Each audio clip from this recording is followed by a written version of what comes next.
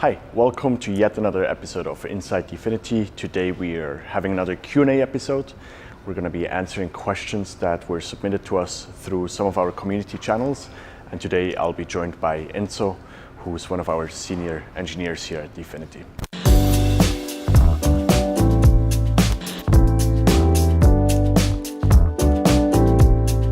All right, Enzo, thanks for coming back. This time for a Q&A session. Again, these questions are submitted to us through Telegram, the Mission Control channel, for example, or other community channels. And every week we try to answer a few of them. Today, I grabbed Enzo for a few minutes to help us answer some of these questions, and we're gonna jump right in. So first question is from user Carbo6, that's his username on Telegram. And I'm just gonna read it out. He asks, what will be your main message towards developers? Why should they build on Dfinity versus any other competitor or similar platform? How are we planning to get the message out? He hopes that we have a strategy to sell developers on the idea of why they should invest time and energy into learning Haskell and WebAssembly to choose Dfinity as the platform of their choice. Awesome. Well, I'm so glad actually that question was asked, because I really wanted to clear up, I think, what is a very common misconception, and that's somehow that developing on Dfinity is somehow predicated on knowledge of Haskell or WebAssembly. The reality there is that it isn't. So while transactions on the Dfinity network are just WebAssembly binaries, there are many high-level programming languages that can compile down to WebAssembly, namely C and C++, Rust, and then other, obviously more, I suppose you could characterize them as more esoteric languages like Haskell. We sort of try to create the simplest programming model that includes the widest variety of programming languages, and WebAssembly is a build target of many different compilers that can support this. Now, what are we doing to attract developers? That's another good question too. The main thing for us is engagement, is actually to just really get talking with as many developers as possible about what their exact use cases are, and then why working on Dfinity is going to be a lot simpler for them than many other competing platforms. And I'll give you an example. Tomorrow morning, for example, I've got a meeting with an IoT company that's building an on-chain audit trail for IoT device registration. And most of their code is written in C and C++. They have libraries that are written in C and C++, functions that are implemented in those libraries to do things like device registration. And just walking them through this example of how do you take this code in this existing code base and be able to compile it down to WebAssembly, and then be able to deploy that on the network in the form of an Act or a web canister. I think for us, we've created this environment in which we really are trying to streamline and pipeline that process and making it as painless as possible, and then be able to really migrate a lot of existing code and existing infrastructure onto this network in a way that provides all these new great properties that you get with using Dfinity as a computing resource, as opposed to some of the other things that are out there. So I think in summary, it's fair to say that our goal is the exact opposite of what the misconception is, right? Where people think they have to learn a new language, or they have to learn Haskell or anything that might sound very complicated. We're really building infrastructure that is to some degree language agnostic, because we use WebAssembly as a build target, but whatever language you use to write your applications in, it's basically up to you and up to the ecosystem. Yes, exactly. And in the context of this particular person's use case, which was, like I said, to build this on-chain audit trail for device registration, the existing code is already in a language that compiles down to WebAssembly. So there isn't anything new for them to learn. They're already familiar with the same, they can use most likely the same compiler that they already use. Maybe they need to add a couple of extra flags into their build process in order to generate the code in the correct format. But a lot of the tooling is already there for developers, and so really just provide developers with the resources that they need in order to be successful. All right, let's move on. So we have another question from Jordan on Telegram, and he asks, does Dfinity have any plans to natively support GraphQL interfaces to the network? He says this might have been discussed earlier, but a GraphQL interface for interacting with the network would be very nice.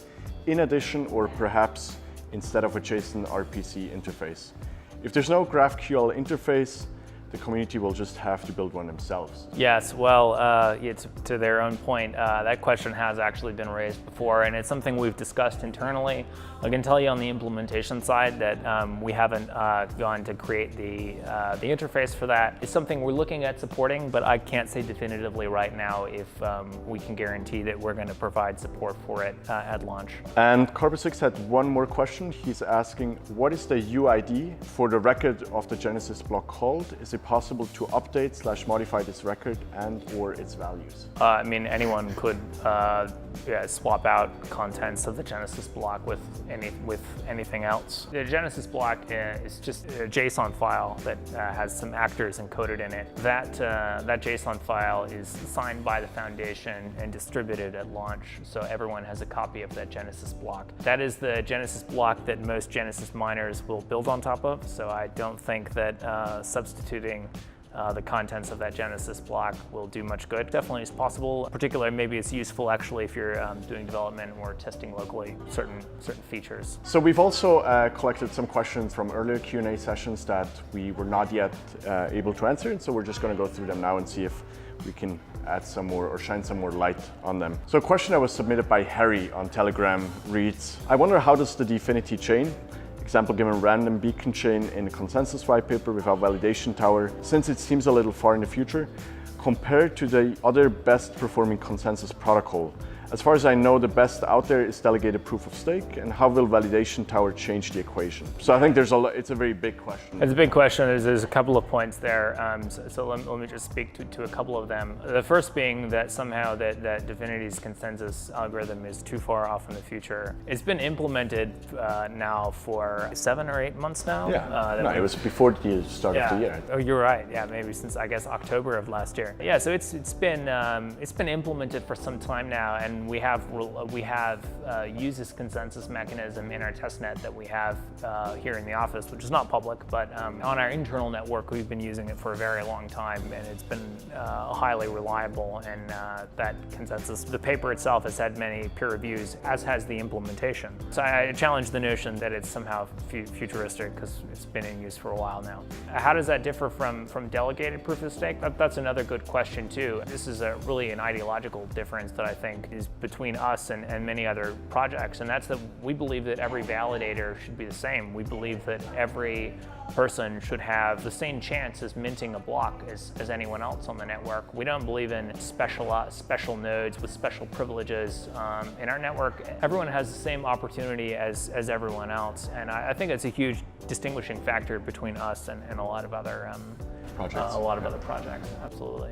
Maybe to Harry's point, I don't know when this question was submitted, so maybe he submitted this like a couple months ago, and then definitely things look further off back then. We also talked about web canisters in the past, and maybe you could just speak a bit about the concept of a web canister and specifically about what it contains. So I know there's going to be application logic, and there's probably also going to be some state data, and how these canisters could be accessed through ports, both from other actors and off-chain. Yeah, so the idea is that you sort of have a collection of libraries internally that can be bundled up into sort of a single actor, whereby the development of that actor could happen locally on your laptop, for example. And just like maybe you're trying to configure a Docker container locally, and at some point though, you decide that whatever you're comfortable with what you have locally and that you want to take that code into production, there should be a process of seamlessly sort of migrating, if you will, what you've created for yourself locally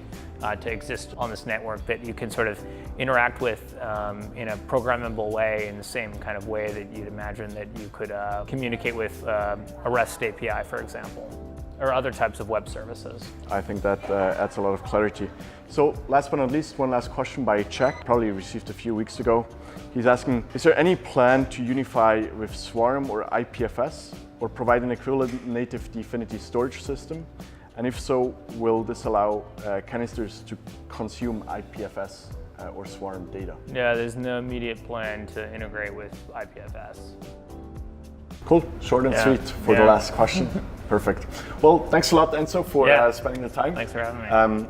You guys, if you enjoyed this and if maybe more questions came up or you have some questions that are on your mind and you'd like us to answer, go ahead and submit those in one of our community channels and we'll make sure to pick them up during one of the upcoming Q&A sessions. Perfect. And with that, talk soon.